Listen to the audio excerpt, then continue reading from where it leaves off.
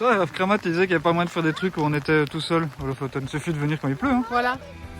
Bonjour, nous c'est Anaïs et Nico. Nous avons décidé de parcourir le monde avec nos 3 enfants, Esteban, Santiago et Livia. On a acheté un camping-car que nous rénovons en famille depuis plus d'1 an. Et nous avons vendu notre maison pour vivre notre rêve. On est officiellement dans les Lofoten. Wouhou! Et il pleut. C'est chouette, hein? Ouais, avec ce brouillard. Tu m'expliques ce que tu fais? Je sais pas, j'essaie de comprendre le système norvégien de nettoyage de toilettes. Donc, fallait ouvrir ça et laisser ça. Je pige rien. Mon cœur, je comprends pas. Ils me disent de tourner ça. Alors, tu es en français, hein? Cher campeur, cet appareil de nettoyage sous la société Fadel vous présenter sa illustration. Ça va noter que pour un résultat optimal, vous devez suivre les consignes d'utilisation. C'est où en français? Oui, ben les consignes d'utilisation, elles sont là. Nettoyer le jour encore le chaud à l'aide d'un détergent pour qu'il reste lisse et étanche plus longtemps, afin d'éviter les odeurs. Donc tu ouvres tout et tu mets dedans, c'est tout. Tu dois juste ouvrir Oui, là. mais là, ça, je dois laisser donc ce truc là. Oui, essaye comme ça. Donc je laisse ça, Oui, mais j'ouvre en dessous. oui, Et puis je le dépose dessus. oui. Comme ça.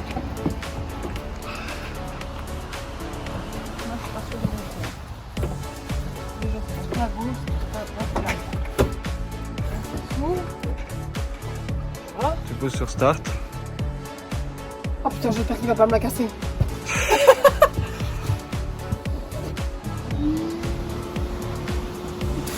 Ah mais ils mettent le produit dedans. Non, ils mettent pas le produit, ils te le disent que c'est ready to... Lorsque vous retirez votre cassette de l'appareil qu'un peut inclure, après l'intérieur de la cassette est déjà remplie.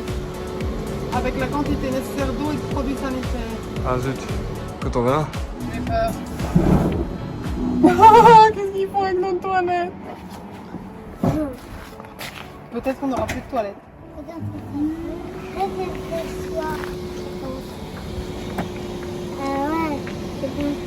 Tu crois que c'est le séchoir? Ils font bzzz. Ça te fait peur? Moi aussi j'ai peur. Mais rendez-moi ma toilette.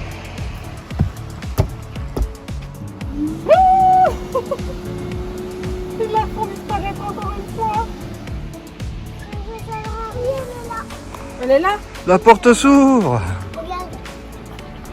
Est-ce qu'on n'a rien perdu?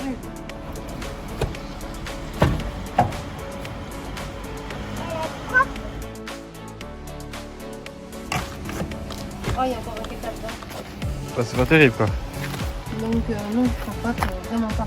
Il n'y a pas de produit qui est dedans, qui a regardé quelque chose. Donc c'est pas super. Quoi? Moi non plus vu qu'elle revenait. Petit musée pour occuper une après-midi pluvieuse, un incontournable des Lofoten je pense. C'est le musée viking, je crois qu'il nous a été recommandé par beaucoup de monde. Donc on va le faire. Et on va pouvoir juger par rapport aux autres musées vikings qu'on a fait. Allez, en route. Nous voilà dans le musée. Alors le monsieur à l'entrée nous a dit qu'on a été un peu juste en temps. On a quand même 2 heures, non mais pas, il nous reste plus qu'1 heure et demie devant nous. Et donc on va au navire, c'est ça? Ouais, c'est le point le plus loin. Au navire qui est le point le plus loin. Et puis on fera les autres points en revenant en fonction voilà, du temps qui reste.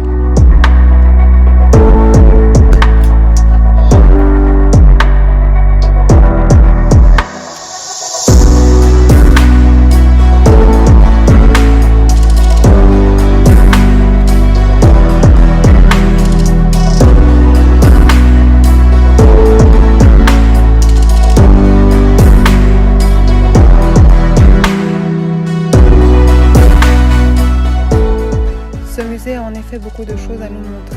Il nous aurait fallu plus d'1 heure et demie pour regarder les choses à notre aise. On regrette notamment de ne pas avoir pu faire le tour en bateau viking. Parfois, on ne sort pas à cause de la pluie.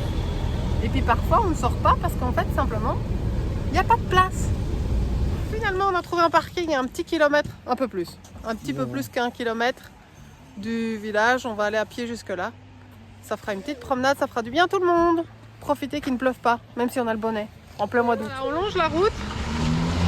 C'est pas évident quand il y a des voitures qui passent, mais ça se passe. On fait à la file indienne et on essaye d'avoir des enfants qui obéissent.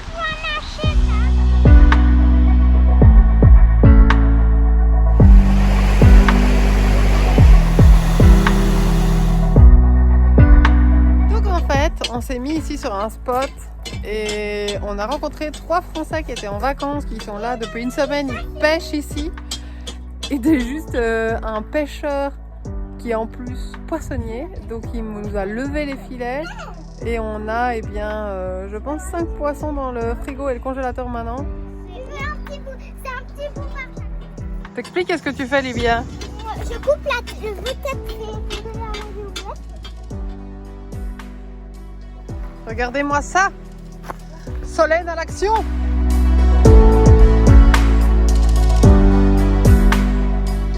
On quitte notre spot où on avait retrouvé nos copains du Van Maurice et on a rencontré Adèle et Alan. Alors on va profiter de cette journée ensoleillée pour découvrir les Lofoten sous le soleil.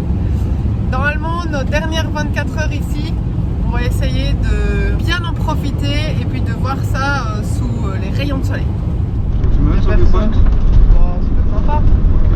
On va faire au moins une fois un viewpoint au soleil, non? On va faire une photo de viewpoint. Alors on va être honnête, les Lofoten c'est beaucoup plus petit que ce qu'on nous avait, enfin ce qu'on pensait en fait. On pensait un truc plus grand ou plus long, mais c'est petit, mais il y a quand même beaucoup d'arrêts photos, de pauses, de découvertes de paysages. Et aujourd'hui, comme il fait beau, ben, on en profite parce que jusqu'à présent, on va pas dire qu'on avait trouvé ça moche parce qu'on avait trouvé ça beau, mais ça manquait d'émotion ou de saveur à cause du manque de soleil. Je crois qu'ils ont un petit problème de mouette. Ah, là aussi. Peut-être que c'est un isolant naturel, hein, je sais pas. Chacun sa technique. Est-ce que ça fait du bien d'être dehors après ces jours où on a l'impression d'avoir été enfermé à cause de la pluie? Dehors sans veste. Sans veste, mais juste d'être dehors en fait. Ouais. Expédition camping, alors même s'il fait beau, il faut trouver une pierre sèche.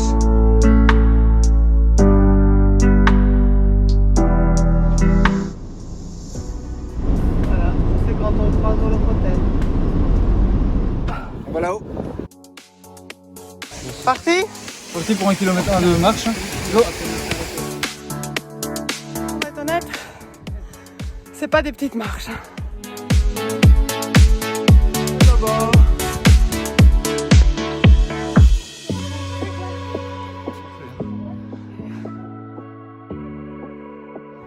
Voilà. Ça y est, on y est. On est arrivé en haut. Bon, ça a été aussi dur pour nous que pour les enfants. Nous on les a juste poussés au moral, mais ils ont monté comme des chefs tout seuls. C'est des champions. Mais non. On descend. Et ça y est, après une dure montée, une dure descente, on est arrivé en bas. Alors j'ai les jambes qui tremblent. Hein. Donc pour les enfants c'était chaud aussi. Et là du coup on a proposé que Nico aille rechercher le camping-car et nous on l'attend ici. Ça évite aux enfants de devoir faire le dernier kilomètre jusqu'au camping. Ils l'ont bien mérité.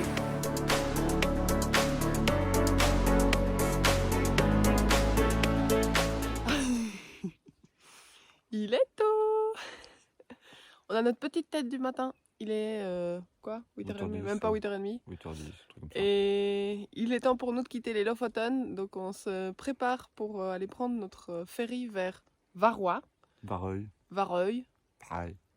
Et une petite île juste en dessous des Lofoten. On va passer 24 heures là-bas et puis on reprendra le grand ferry vers Bodø. Voilà, vers le sud. C'est nous qui allons prendre. Oui, ils vont d'abord sortir les voitures et puis ce sera à nous d'aller. On est dans un petit auquel on monte des escaliers pour aller en haut. Parce qu'on peut pas rester dans un camping. Du coup, on a pris des sacs avec le doudou et tout pour y aller.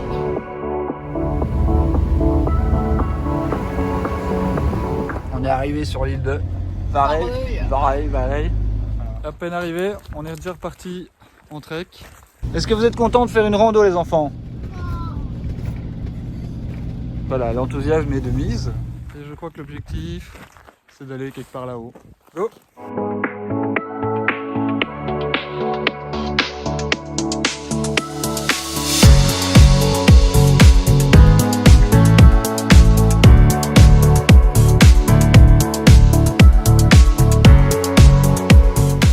Voilà, c'est la fin de notre semaine au Lofoten. On commence avec un petit jour de retard, mais vous savez pourquoi maintenant. Les Lofoten, t'en as pensé quoi toi? Alors les Lofoten c'est surprenant, disons qu'on nous en avait tellement parlé que je vais être honnête, moi j'avais pas envie spécialement d'y aller. Enfin j'avais envie d'y aller mais je m'attendais pas à quelque chose de grandiose, tellement on m'avait dit que c'était trop grandiose. Et bah, on a eu la chance hier d'avoir du soleil et je pense que ça a tout changé, que clairement les Lofoten sous le soleil, ben, en effet c'est magnifique. Et puis on n'attend plus que l'aurore boréale quoi. Franchement, les Lofoten, si vous y avez jamais été, c'est très très beau. Maintenant, on va quand même peut-être casser un mythe ou deux. Les Lofoten, c'est très beau, mais derrière la photo, il y a une route. Donc tout est derrière, il y a toujours une route, on est toujours tout proche de quelque chose, donc on peut toujours regarder que d'un côté pour que ce soit beau. Et alors aussi, bah, les spots pour la van life, c'est pas génial, c'est pas très sexy en fait. Et on a déjà de la chance, on l'a fait après le 15 août. Et on nous a dit que la basse saison avait commencé. Or, on a bien vu hier qu'une fois que le soleil était sorti, on croisait quand même beaucoup de monde, quoi. Ouais, il y a beaucoup de monde. Donc si vous aimez pas les touristes, c'est pas l'endroit où aller. Sur ce, j'espère que les images t'ont plu. À la semaine prochaine!